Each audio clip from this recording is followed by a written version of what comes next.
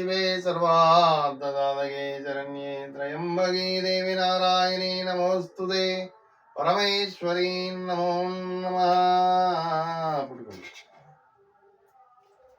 स्वामिनाथ करुणाकृतिनबन्धो पार्वतीश मुखपङ्कज पद्मबन्धो श्रीजातिदेवगण पूजित पादपद्मावल्ली सनातनमुदे करावलम्बम् శ్రీ సుబ్రహ్మణ్య షష్ఠి ఆహ్వానం నవంబర్ 26, 2025. స్వయంభూగా వెలిసిన సుబ్రహ్మణ్యేశ్వర స్వామి మందడం గ్రామం శివాలయం దగ్గర మా స్వగృహంలో ఈశాన్య దేవుడిగా 4 సంవత్సరాల క్రితం సర్ప సుబ్రహ్మణ్యేశ్వరుడిగా ఈశాన్యంలో స్వామి సర్పరూపంలో పుట్టగా వెలిచి ఉన్నారు. స్వామివారికి ప్రతినిత్యం కైంకర్యం చేస్తూ సుబ్రహ్మణ్య షష్ఠికి 2015 నుంచి ఉపాసనలో ఉన్నాను. నేను సుబ్రహ్మణ్య ఉపాసనలో. దానికి శ్రీ షణ్ముఖ వారాహి పీఠం అని పేరు. అందులో వారాహి తల్లి కూడా అక్కడ మా ఇంట్లో మా దేవతగా సేవలు అందుకుంటూ ఉంది. షణ్ముఖ వారాహి పీఠంలో ఈశాన్యంలో దేవుడు సుబ్రహ్మణ్యేశ్వరుడికి ప్రతి సుబ్రహ్మణ్య షష్ఠికి అంగరంగ వైభవంగా చేస్తున్నాం. 2021లో స్వామివారు స్వయంభూగా వచ్చి ఉన్నారు ఈశాన్యంలో మా స్వగృహంలో ఈశాన్య భాగంలో. అటువంటి స్వామికి 120 లీటర్లతో మొదలుపెట్టి ఉన్నాము. తర్వాత 120 లీటర్లు చాలలేదని చెప్పి స్వామివారికి పోసిన పాలు క్షీరం పోసినట్టుగా ఉన్నాయని పక్కన సున్నా పెట్టి 1200 లీటర్లతో 2023లో తర్వాత సంవత్సరం స్వామివారికి కైంకర్యం చేసి ఉన్నాం. తర్వాత మన శక్తి అంతేననుకొని దానికి 120 12 అంకికి స్వామికి 12 తలలే ఉంటాయి. 12 రాశులకు అధిపతి.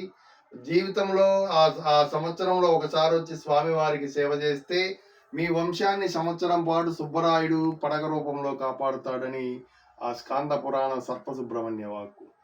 ఆ సర్పసుబ్రహ్మణ్యేశ్వర స్వామి వారికి పోయిన సంవత్సరం 1320 లీటర్లతో నాగమాత కూడా వచ్చి ఉన్నారు. 6 సంవత్సరాలకి ఒకసారి మాకు విమాన కావడి గురు పరంపరలో గురుదీక్షలో ఉన్నాం కాబట్టి విమాన కావడి చేసే శరీరం మీద వ్యామోహం లేకుండా నిష్కల్మషంగా చేస్తున్నారా లేదా అని గురువు గమనిస్తూ ఉంటాడు.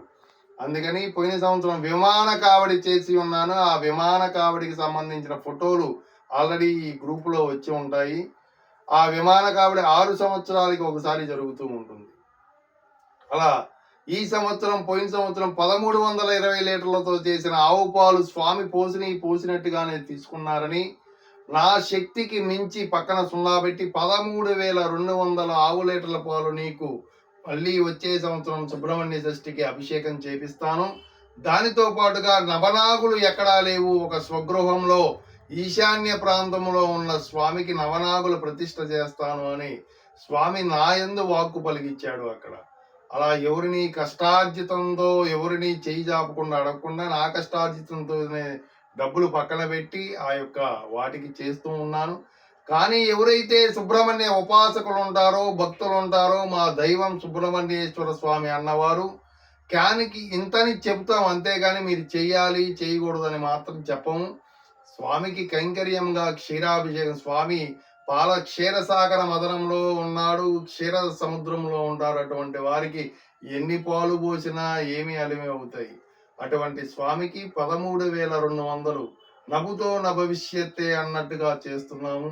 దయచేసి భక్తులెల్లరూ ఆ యొక్క కార్యక్రమాన్ని నవంబర్ 26, 25 నాగప్రతిష్ఠ ఒక రోజు ముందు, దానికి ఒక రోజు ముందు 24 నాగప్రతిష్ఠ చేసే ముందు నేను అగ్నిగుండంలో నడిచి ఆ యొక్క ఏదైనా ఇంకా దోషం ఉంటే తీసేసి తర్వాత రోజు నాగప్రతిష్ఠ సాధువుల చేత నాగసాధువుల చేత పీఠాధిపతుల చేత మా గురువర్యులు మదురై నుంచి వస్తారు. ఆరి చేత వారి పర్యవేక్షణలో జరిగింది. 26 బుధవారం సుబ్రహ్మణ్య షష్ఠి సందర్భంగా స్వామికి 7:30 గంటల నుంచి ప్రారంభమైంది. 13,200 లీటర్లు 330 జంటలతో స్వామికి విశేషంగా చేస్తాము. ఎటువంటి కల్మషం లేకుండా, ఎటువంటి ధనాపేక్ష లేకుండా.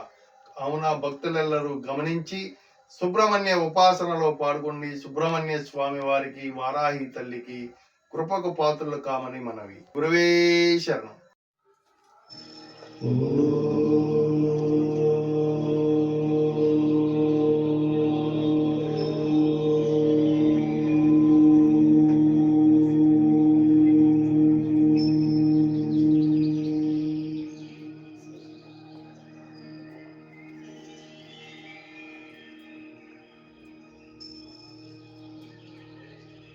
ఓ